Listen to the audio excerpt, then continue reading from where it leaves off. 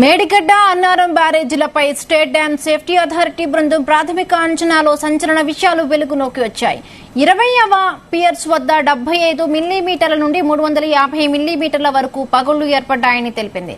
19, 21 పియర్ల structures వద్ద పగుళ్లు ఉన్నాయని, 3వ పియర్ వద్ద రాఫ్ట్ దెబ్బతినిందని నివేదిక ఇచ్చింది. మేడిగడ్డ 6, 7, 8 బ్లాక్ దిగువన అన్నారం బ్యారేజీలోని 3వ బ్లాక్లలో ఇసుక పేరుకుపోయిందని వెల్లడించింది. అన్నారం బ్యారేజ్లో సిపేజీ సమస్యలున్నాయన్న బృందం, నేషనల్ డ్యామ్ సేఫ్టీ బృందం ఇచ్చే నివేదిక ఆధారంగా ప్రభుత్వం ముందుకెళ్లే అవకాశం ఉందని తెలిపింది.